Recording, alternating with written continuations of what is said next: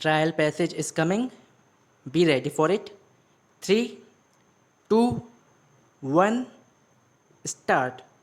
In order to assuage these concerns and as part of the government's continuous efforts to forge investor-friendly environment in the country, the government has initiated a number of steps including setting up of commercial courts and amendments to Arbitration and Conciliation Act 1996 and the Negotiable Instruments Act 1881.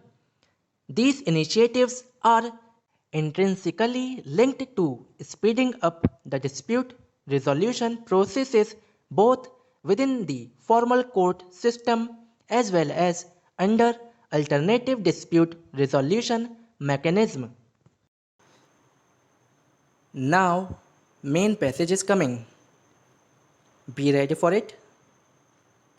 3, 2, 1, start. It is a pleasure and privilege to welcome the Honorable Prime Minister of India and the Honorable Chief Justice of India to this joint conference. I extend my warm welcome to the distinguished judges of the Supreme Court, Chief Ministers, Chief Justices of the High Court, and other dignitaries also who have joined us today to deliberate upon the pressing issues facing the justice delivery system in the country.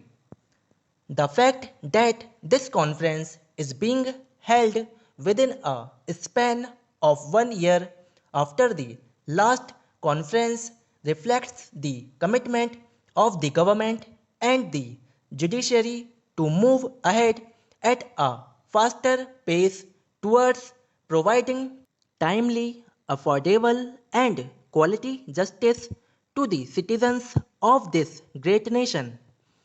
I would like to thank the Honorable Chief Justice of India, Shri Justice T.S. Thakur, for wholeheartedly supporting us in this initiative. The High Courts and the state governments have a major role to play in the development of judicial administration in the states.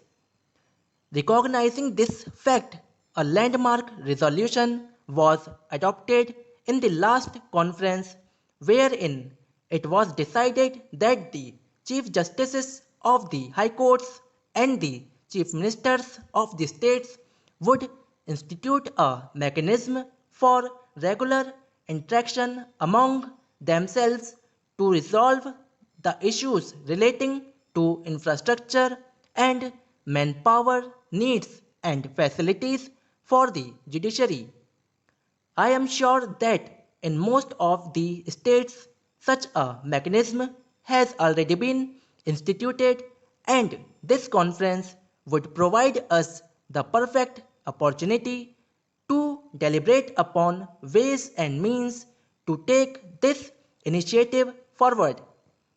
As per information available with us, the central government and the state governments have together spent on an average a sum of about rupees 2000 crore per annum during the last 3 years on development of judicial infrastructure.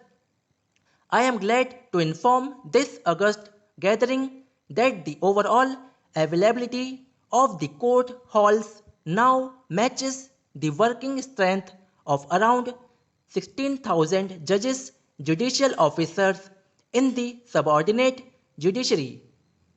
With a number of projects in hand, we are aiming at 20,000 court halls in the near future to match the availability with sanctioned strength in every state. While notable progress has been made on judicial infrastructure front, the same cannot be said about availability of judicial manpower. Despite considerable increase in the sanctioned strength of the high courts and the district courts in the recent past, the persistence of a large number of vacancies of judges and judicial officers is an area of concern. I would urge the High Courts to adopt a proactive approach in selection of the suitable candidates for various judicial positions. As you are aware, the protracted nature of litigation in the country has an adverse impact on investor sentiments.